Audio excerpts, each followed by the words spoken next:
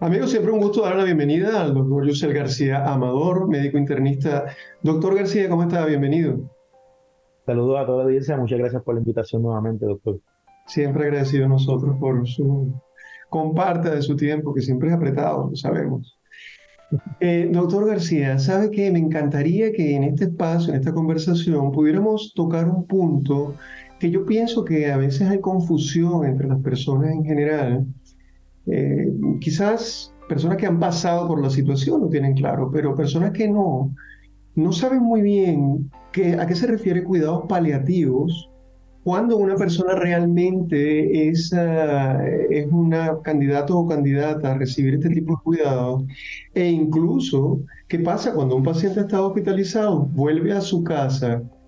¿Quién lo ayuda al familiar? Sobre todo cuando tiene una situación de incapacidad, por ejemplo.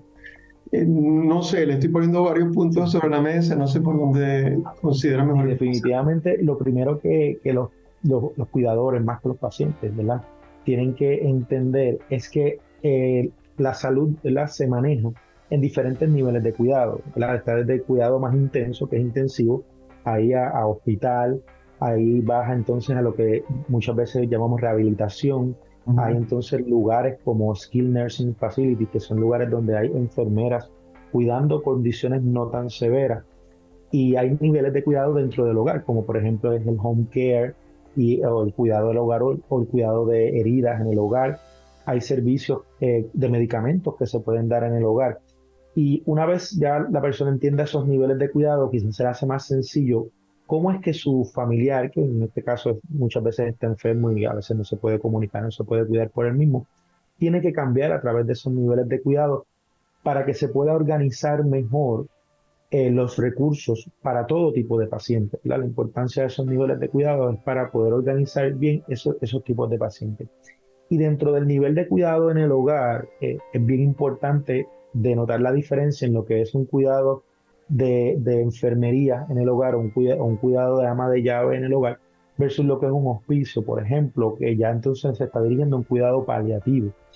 Un cuidado paliativo es un cuidado que se le otorga a pacientes que ya entendemos que su pronóstico es irremediable y que no se espera que dure más de unos meses. Específicamente, ¿verdad? Si nos vamos a papel serían 6 meses, pero sabemos que el pronóstico no es bueno. Por lo tanto, aunque suene quizás un poco cruel, los recursos que se utilizan para manejar ese tipo de pacientes en cuidado paliativo son mucho menores que los recursos que se utilizan en un paciente que se espera que tenga un buen pronóstico y que dure muchos más años. Por ejemplo, en cuidado paliativo, más bien dirigimos nuestros esfuerzos a que la persona no sufra, no tanto a curarla, porque sabemos que no tiene cura las condiciones cuando entra en cuidado paliativo o en hospicio, sino a que no tenga dolor, por ejemplo, a que no tenga síntomas molestosos, como por ejemplo fiebre, que no tenga vómitos, que no tenga náuseas, que no tenga diarreas, que no tenga úlceras que le pueden causar, ¿verdad? Incomodidades, no necesariamente dolor, porque muchas veces las úlceras no se sienten, pero si la persona pues tiene eso incomodándole, muchas veces el olor no es lo mejor. Y buscamos evitar evitar esas comorbilidades, por decirlo así, o esas complicaciones que le pueden crear molestia al paciente para tratar de que el paciente pase los últimos días de su vida lo mejor posible. Adicional a eso, la dirección que se le da al cuidado o la orientación que se le da a los familiares es similar, es que ellos entiendan que estos son los últimos días de su ser querido y que tienen que dirigir sus esfuerzos a la comodidad y a despedirse de una manera adecuada con su ser querido. Diferente, ¿verdad?, a lo que sería un cuidado en el hogar o un home care, como lo llamamos, donde sí se les da tratamientos para curarlos, porque son personas que esperamos que tienen pronóstico. En ambos, por ejemplo, cuidamos úlceras, pero en home care buscamos curar esa úlcera. Quizás en un cuidado paliativo buscamos que la úlcera no incomode. Damos antibióticos en ambos, pero en el caso de cuidado paliativo, el antibiótico es pues para que los síntomas no molesten. En el caso de home care es para curar una infección que quizás le puede salvar la vida y durar muchos años. Y así por el estilo, muchos de los tratamientos pueden ser similares, pero la intención con la que se dan más adelante es lo que puede cambiar. Estamos hablando, doctor, de lo que llamaríamos el bien morir, ¿no? Un Correcto. proceso final de vida que sea en las mejores condiciones. Sobre todo usted mencionó el tema del dolor, que sin duda, incluso hay un reglamento, hay una ley que hace que cuando se atiende a un paciente se debe siempre considerar por encima de cualquier cosa el mitigar el dolor del paciente. Eh, Realmente esa indicación, por ejemplo, porque entiendo que el proceso de home care, perdón, de hospicio, hay instituciones que son hospicios, es decir, que esas instituciones van a la casa, atienden al familiar, algún personal de enfermería, etcétera, y atienden al paciente en su hogar. Que entre paréntesis debo decir, doctor, que para muchas familias y para muchos pacientes, pues ese periodo final de vida lo desean tener en su casa, en su En hogar, en lugar, su refugio, claro. con su gente, acceso a visitas, es decir, no en un hospital que puede en algún momento resultarle distante, frío y de aislamiento. Así que esa es una gran ventaja de hospicio. Pero, ¿quién da la indicación del hospicio? ¿Cómo el paciente opta para poder ingresar a esos servicios de hospicio?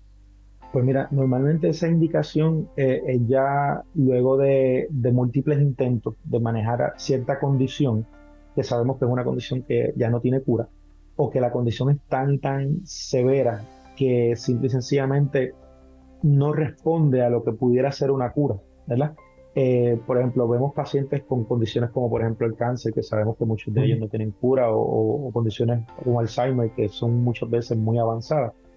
Pero hay veces que simplemente los pacientes, ya su cuerpo es muy débil, por ejemplo, pacientes bien ancianos que han tenido pulmonía, que son normalmente condiciones reversibles, entran dentro de este proceso de lo que yo le llamo de que ya su metabolismo no funciona y ya vemos que simplemente no va a haber una respuesta y entonces el pronóstico se entiende que va a ser bien poco. Y el mismo médico que determina que ya no hay pues no hay un tratamiento efectivo para él, pues es el que entonces se acerca a los familiares y discuten este tipo de cosas, donde, mira, ¿a qué punto vamos a seguir tratando, ¿verdad? De dar un tratamiento que quizás esté dando un sufrimiento y estemos haciendo daño, y cambiamos entonces a un tratamiento donde sea más bien para comodidad, ¿verdad? Todos los doctores tenemos un juramento y es hacer el bien sin hacer daño. Entonces siempre tenemos que llegar a ese punto donde tenemos que hacer el bien, pero en el momento donde eso que estamos haciendo está haciendo daño, tenemos entonces que pensar en cuidado paliativo y todos los doctores vamos a hacer eso y normalmente el médico primario quien lo hace. Clarísimo, doctor. La información me parece que ha sido muy útil. Entiendo que en ocasiones hay confusión o no hay claridad con respecto a esto y los servicios de hospicio realmente pueden ser de gran ayuda tanto para el paciente como para la familia. Así que agradecido, doctor Yusel García, médico internista. Gracias por haber estado con nosotros. Seguro que sí. Muchas gracias a usted por la invitación. Hasta una próxima ocasión. Gracias.